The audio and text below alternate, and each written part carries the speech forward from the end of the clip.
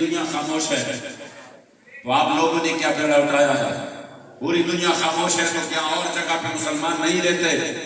ہم نے کہا رہتے ہیں، لیکن یہ تو انتخاب ہے کہ اللہ کریم جل جلالہ نے اس کے لیے مسجد رحمت للعالمین کا انتخاب کیا ہے۔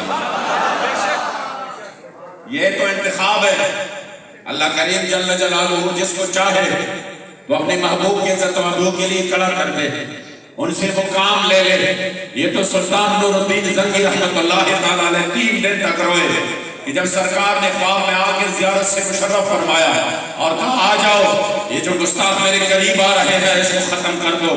جب آپ تشریف لے آئے اور ان گستاخوں کو سزا دی تو پھر 3 دن تک حضرت سلطان نور الدین زنگی رحمت اللہ تعالیٰ علیہ مدینہ شریف کی گلی کوچوں میں ننگے پاؤں اور یوں گریبان کر کے چاپ کر کے آپ پھرتے رہے اور آپ کے آنکھ مبارک سے آنسو جاری تھے اور آپ یہ فرما رہے تھے یا رسول اللہ میں اس کرم کا شکریہ کیسے ادا کروں، میں اس شفقت کا شکریہ کیسے ادا کروں۔ آپ کے قریب بھی بڑے بڑے سلاطین تھے جن کے پاس فوجیں تھی، جن کے پاس طاقت تھی، لیکن آپ نے اس فقیر کا انتخاب فرمایا۔ وہ بھی مصر سے میں آیا، 1 مہینے کا سفر تھا، آپ کے قریب تھے، میں اس کا شکر کیسے ادا کروں کہ میرا انتخاب فرمایا۔ میں نے کہا خدا کی قسم ہم اس کا شکریہ ادا نہیں کر سکتے۔ بڑے بڑے لوگ تھے، بڑے بڑے گدیانی، بڑے بڑے لوگ تھے، بڑے بڑے تحریکیں چل رہی تھی کئی سالوں سے، لیکن خدا کی قسم ہم یہ شکر ادا نہیں کر سکتے۔ اگر اللہ نے عزت و ناموس کے پہرےداری کا موقع دیا تو الحمدللہ اس کے لیے تحریک لبیک میدان میں آیا۔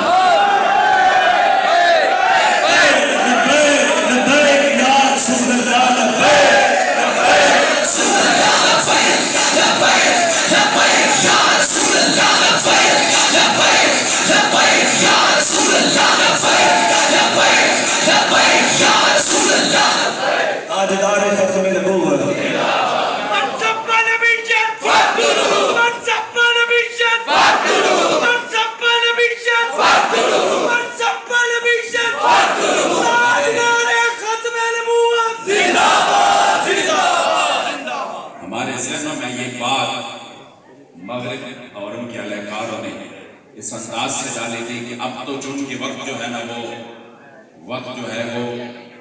زمانہ اب بدل چکا ہے، اب ٹیکنالوجی کا دور ہے، اب آپ نے وہ بات نہیں کرنی جو آپ پہلے کرتے تھے، اب آپ نے پہلے ٹیکنالوجی حاصل کرنا ہے، سائنس میں ترقی کرنا ہے، پھر آپ نے مقابلے کا سوچنا ہے۔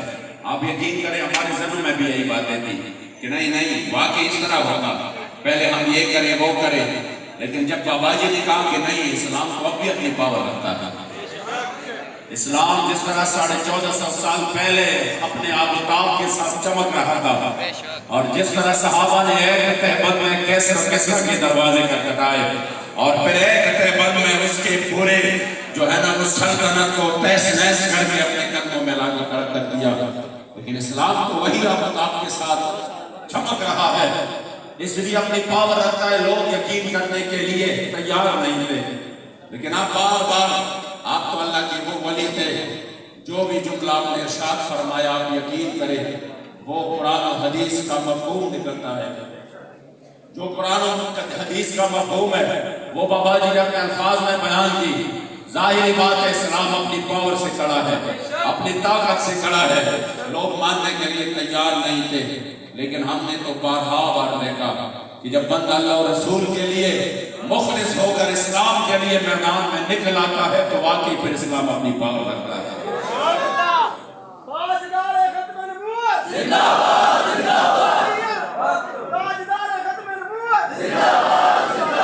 ورنہ کبھی پاکستان تو کیا دنیا کی تاریخ میں ایسا واقعہ نہیں آیا کہ 7.5 منٹ تک کسی جلوس پر اسٹریٹ فائرنگ ہو اور پھر اس کے باوجود وہ اس جلوس کو ڈسپرس نہ کریں، بلکہ ادھر جذبات اور بھی بڑھے، لوگ گولیوں کے سامنے اپنے سینے لے آئے۔ کبھی ایسا نہیں ہوا، یہ پہلی مرتبہ ہوا کہ کبھی بھی ہم نے نہیں دیکھا۔ یہ ہے وہ جذبہ جس کو جذبہ حسینیت کہتے ہیں، یہ ہے وہ جذبہ جس کو میرے مصطفیٰ کریم علیہ السلام کے گلستان کے چمکتے پھولوں نے ہمیں دے دیا ہے۔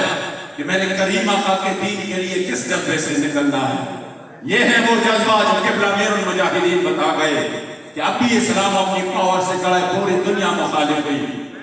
اگر اب بھی کوئی بندہ دیکھنا چاہتے ہیں تو اپنے قریبی ہمسائے ملک میں دیکھے. پوری دنیا، تمام دنیا جو ہے نا وہ مخالف ہو گئی، اور اپنے بھی بیگانے بھی، اور سب نے منہ پھیر لیا. اور پھر امریکہ نے اپنی آخری طاقت آزمایا، تمام قوت ادھر آزمایا، حتیٰ کہ انہوں نے جو ان کے سب سے خطرناک ترین اسلحہ تھا، مہلک ترین اسلحہ تھا، وہ مکمل طور پر آزمایا. اور پھر نیٹو ممالک تمام مل کر جو میرے کریم آقا نے 1450 سال پہلے فرمایا تھا کہ میرے صحابہ یہ کفار تمہارے اوپر جس طرح لوگ بھوکے ہونٹ پلیٹ پر لپٹتے ہیں اس طرح تمہارے اوپر یہ آ جائیں گے. صحابہ نے فرمایا یا رسول اللہ ہماری تعداد کی وجہ سے کہ ہم تعداد میں کم ہوں گے. کریم آقا نے فرمایا نہیں، تعداد میں تو آپ زیادہ ہوں گے لیکن آپ کو بیماری لگے گی، اس بیماری کا نام وہن ہوگا. اور وہ وہن کیا ہوگی؟ صحابہ نے جب سوال کیا یا رسول اللہ وما الوہن، وہن کیا چیز ہے؟ میرے کریم آقا نے جواب دیا حب الدنیا و کراہیت الموت. آپ کے دلوں میں دنیا کی محبت آ جائے گی اور آپ موت سے آپ کو ڈر لگے گا، موت سے آپ ڈر محسوس کریں گے، آپ موت کی ڈر سے اسلام کے لیے آگے نہیں نکلیں گے. تو جب اسی ماحول میں بابا جی نے سبت کو سمجھانا شروع کیا کہ دیکھو موت سے بچنا کسی نے نہیں، موت میں ہر صورت میں آنا ہے، لیکن بندہ جب آگے بڑھتا ہے تو آگے بڑھنے میں عزت ہے. آپ فرماتے تھے میرے کریم آقا احد کے دن جب آپ کے ہاتھ مبارک میں جو تلوار تھی اسے پر یہ شعر لکھا تھا فی الجبن عار وفی الاقبال مکرمۃ والمرء بالجبن لا ینجو من القدر.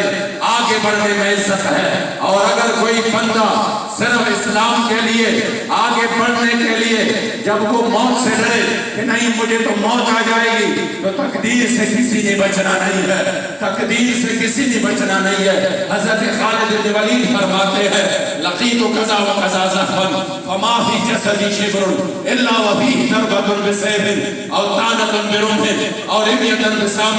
میں فلاں جنگ میں شریک رہا، کوئی ایک جنگ سے بھی پیچھے نہیں رہا، ہر جنگ میں شریک رہا. میرے جسم پر پالش جگہ نہیں بچی جس میں کسی تلوار کا، نیزے کا، تیر کا زخم نہ لگا ہو. وجود زخمی زخمی ہے. میں شہادت کو میدان کارزار میں ڈھونڈتا رہا لیکن مجھے ادھر نہیں ملا. آج مجھے موت اپنے بستر پر آ رہا ہے تو میں پوری دنیا کے بزدلوں کو پیغام دینا چاہتا ہوں فلا نامت آئین الجبنا. دنیا کی بزدلوں کبھی سونا نہیں ہے، شالا بزدلانوں کبھی نیند نہ آوے. سونا نہیں ہے کہ ان کی موت نے آنا ہے. وہ شوگر سے بھی آ سکتا ہے، وہ بلڈ پریشر سے بھی آ سکتا ہے، وہ حرکتیں قلب بند ہونے سے بھی آ سکتا ہے، وہ ایکسیڈنٹ سے بھی آ سکتا ہے. اس کی بڑے متعدد اسباب ہے مگر اس موت کا تو مزہ ہی جدا ہے جب بندے کا 104 بخار ہو اور اسی بخار میں بھی حضور کے تذکروں کے لیے فیض آباد کے میدان میں آ جائے. فرانس سمیت دنیا کی سارے گستاخوں کو پیغام دے سب کچھ برداشت ہو سکتا ہے. حضور کے تذکروں پر کمپرومائز کبھی نہیں، یہاں مداہنت کبھی نہیں، یہاں پر تن من کی قربانی سے گریز نہیں کیا جائے گا. تو اللہ اس موت کا تو مزہ ہی جدا ہے کہ جب اس حال میں بندے کی روح پرواز کرے کہ جب روح میرا پیراہن خاکی سے نکلے تو روزے سے آواز آئی ہو گیا لبیک یا رسول اللہ لبیک لبیک لبیک یا رسول اللہ لبیک لبیک لبیک یا رسول اللہ لبیک لبیک لبیک یا رسول اللہ لبیک لبیک لبیک یا رسول اللہ لبیک لبیک لبیک یا رسول اللہ لبیک لبیک لبیک یا رسول اللہ لبیک لبیک لبیک یا رسول اللہ لبیک. آج نعرے ختم نبوت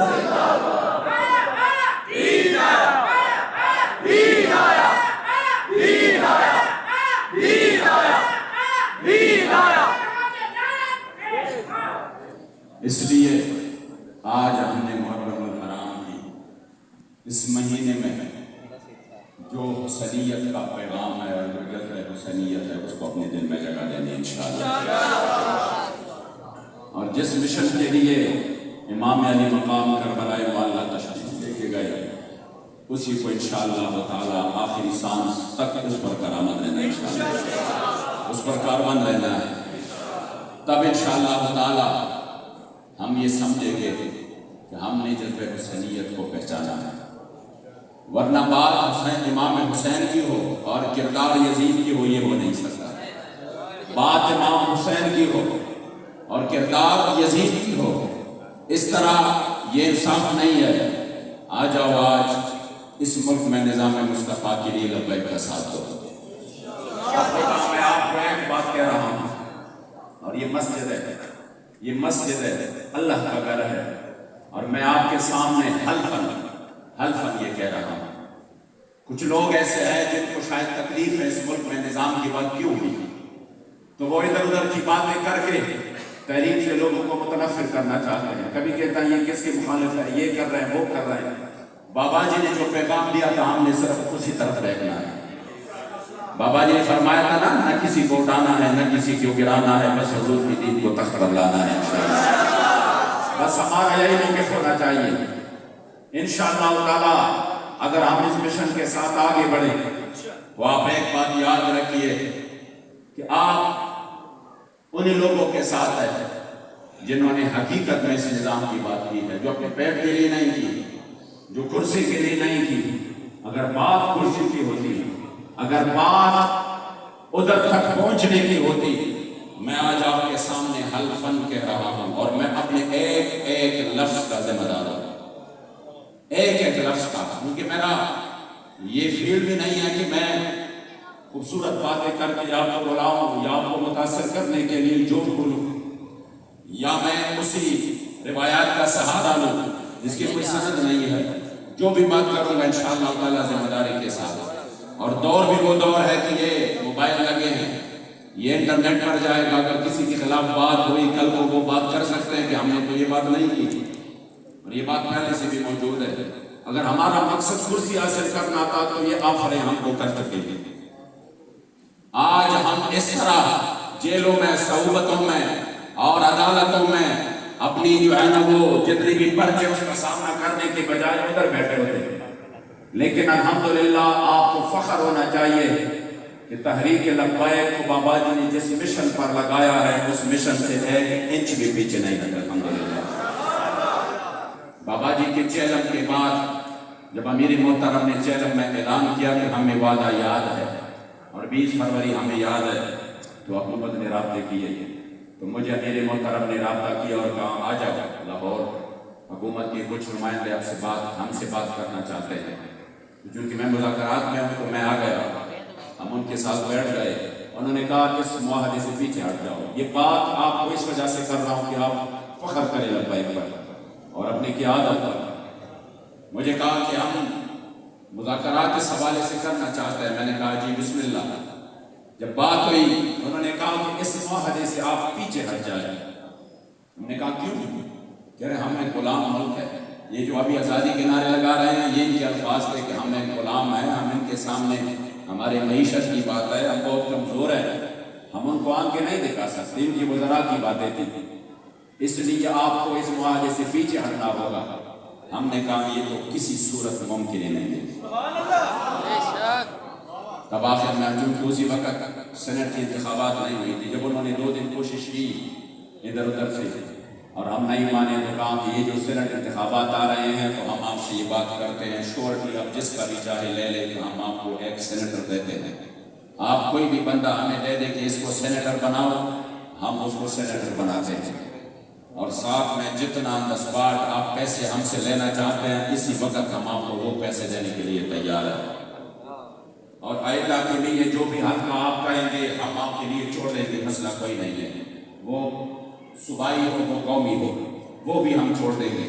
اور پھر اس کے بعد کہا کہ آپ کے جو لوگ ہیں اس کو ہم فلاں فلاں جو ہے نا یہ آپ کو ہم وہ فلاں فلاں وہ دے دیتے ہیں، یہ پاسپورٹ کو آپ جدھر چاہے جا سکتے ہیں۔ جب یہ انہوں نے ہمیں اس طریقے سے ہم کو خریدنے کی کوشش کی، اور اس کا طریقہ کار کیا تھا کہ اس وجہ سے نہیں، اس وجہ سے نہیں کہ ہم آپ کو اس وجہ سے یہ پیسے آفر کر رہے ہیں کہ ہم آپ کو خرید رہے ہیں، بلکہ آپ دیندار لوگ ہیں، آپ نے صحیح معنوں میں حضور کی عزت افضائی کی بات کی ہے، تو آپ اس پر اپنے آپ کو مضبوط کریں، شہداء کو پیسہ دیں، مساجد بنائیں، مدارس بنائیں، بہت پیسہ دیں گے ہم آپ کو۔ جب یہ سارے باتیں کی تو ان کے ذہن میں تھا کہ اب ان کی آنکھیں کھلے رہ جائیں گی اور یہ کہیں گے کہ واہ واہ یہ کیا ہو گیا، یہ تو بہت بڑی آفر تھی۔ جب یہ بات کر گئے تو ہم نے کہا خدا کی قسم آپ لیٹ ہو چکے ہیں، آپ سے پہلے ایک مرد کلندر نے ہمارا سودا کیا ہے اور وہ سودا بھی بازار مصطفیٰ میں کر چکا ہے، اور اللہ ہم اتنے قیمتی بن چکے ہیں کہ آپ کی سارے دولتیں مل کر ہمارے ایک کارکن کی ایک سانس کا مقابلہ نہیں کر سکتا۔ جو سانس وہ حضور کے عزت ابرو کے حفاظت کے لیے اپنی زندگی میں لے رہا ہے، وہ اللہ یہ ساری سلطنتیں مل کر اس کارکن کے چوبی کے بھی برابر نہیں جو وہ استعمال کر رہے اس مشن میں حضور کے دین کے لیے، حضور کے عزت ابرو کے لیے، اور آپ غلط ہو گئے۔ آپ اس وجہ سے یہ ہمارے سامنے عرض نہ کرے، خدا کی قسم اس مشن کے سامنے جو بھی چیز آ جائے اس مرد کلندر نے ہماری نظر میں اس کی یعنی سونے اور مٹی کی قیمتیں برابر کر دی۔ یا رسول اللہ لبیک لبیک لبیک، یا رسول اللہ لبیک لبیک لبیک، یا رسول اللہ لبیک لبیک لبیک، یا رسول اللہ لبیک لبیک لبیک، یا رسول اللہ لبیک لبیک لبیک، یا رسول اللہ لبیک۔ تاجدار ختم نبوت، تاجدار ختم نبوت، تاجدار ختم نبوت۔ اور جو اس کے بعد بات ہے وہ آپ کو لطف آئے گا اور آپ انشاءاللہ فخر محسوس کریں گے۔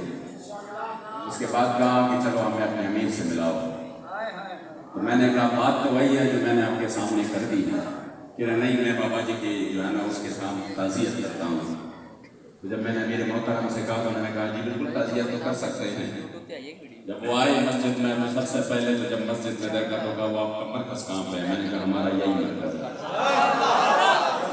پھر کہہ رہے بابا جی کا گھر کہاں ہے؟ میں نے کہا وہ سامنے جو 2 مرلے پہ جگہ ہے وہ بھی اوپر نیچے اپنے مدرسے کے لیے دی ہوئی ہے۔ کہہ رہا ہے یہ، میں نے کہا یہ بابا جی کا گھر ہے۔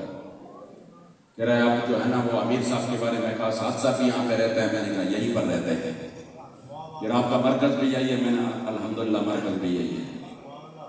اس کے بعد جب انہوں نے بات کی تعزیت کے بعد تو کہا جی امیر صاحب میں نے ان کو یہ 2-3 بڑے اچھے آفر دیے ہیں تو کچھ تو مجھے دے کر رخصت کرے تاکہ میں اپنے وزیر اعظم صاحب کو کہوں کہ میں یہ لے کر آیا ہوں۔ تو آپ نے جو ان کو بات کی ہے نا وہ قیامت تک حضور کے غلاموں کو فخر رہے گا۔ امیر محترم نے فرمایا میں بہت بڑی بات دے کر رخصت کر رہا ہوں آپ کو۔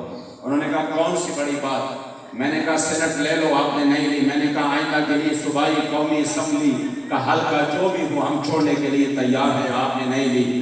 میں نے کہا پیسے لے لو، آپ نے نہیں لی، تو کون سی بڑی بات دے کر مجھے رخصت کر رہے ہیں؟ کوئی ایک تو مانے، میں اپنے وزیر اعظم کو کہہ دوں کہ یہ بات تو مان گئے ہیں ایک۔ تو امیر محترم نے فرمایا آپ جا کے اپنی وزیر اعظم سے کہنا کہ تم خوش ہو جاؤ، 1450 سال بعد بھی پاکستان جیسے ملک میں جہاں پر لوگ 3000 اور 5000 میں نظریہ بیچ لیتے ہیں، جہاں پر لوگ ایک نوکری کے لیے اپنے نظریات کا سودا کرتے ہیں، جہاں پر ایک بریانی کی پلیٹ پر بک جاتے ہیں، آپ جا کر ان کو کہنا کہ 1450 سال بعد بھی پاکستان ملک میں حضور کے وہ غلام رہتے ہیں جو پوری دنیا کی طاقتیں مل کر بھی نہ ان کو ڈرا سکتے ہیں، نہ ان کو چکا سکتے ہیں اور نہ ہی ان کو خرید سکتے ہیں۔ لبیک یا رسول اللہ لبیک لبیک لبیک، یا رسول اللہ لبیک لبیک لبیک، یا رسول اللہ لبیک لبیک لبیک، یا رسول اللہ۔ اس لیے میں آپ کو آخری پیغام دے رہا ہوں، خدا را اس مبارک اور مقدس مہینے کی خاطر یزیدیت کی جو حمایت ہے اس کو چھوڑ کر حسینیت کی طرف آ جائے۔ انشاءاللہ امام حسین کی روح بھی ہم سے راضی ہوگی۔ جس مشن کے لیے میں نے کربلائے معلیٰ کی میدان پر قربانی دی تو میرے کریم آقا کے غلام اس مشن کے لیے میدان میں ہے. مجھے یقین ہے انشاءاللہ کہ اللہ کریم آپ کی ان کاوشوں کو ضرور قبول کرے گا، کیونکہ وہ منصف اور عادل ذات ہے. جو بھی بندہ کوشش کرتا ہے اس کا صلہ ضرور عطا کرتا ہے، وہ دنیا میں بھی آخرت میں بھی. ہم یہ جو کوشش کرتے ہیں، اگر ہمیں ظاہراً اپنی زندگی میں پاکستان میں نظام اسلام کا سورج طلوع ہونا نصیب نہیں ہوا تو آپ یقین کریں ہمارے نسلوں کو نصیب ہوگا، لیکن اس میں ہم فقیروں کی بھی ایک محنت شامل ہوگی. ہمارے لیے انشاءاللہ تعالیٰ وہ مشورہ ہوگی. اللہ کریم آپ سب کا یہاں پہ آنا قبول فرمائے اور ہم سب کو میرے کریم آقا کی سچی سچی غلامی نصیب کرے اور کربلائے معلیٰ کے شہزادوں کی طفیل اور ان کی شہادت کی طفیل اور اہل بیت کی طفیل اور ان کی محبت کی طفیل اللہ کریم پاکستان پر اس نظام اسلام کا سورج جب طلوع ہونا نصیب فرمائے. رہے گا یہی ان کا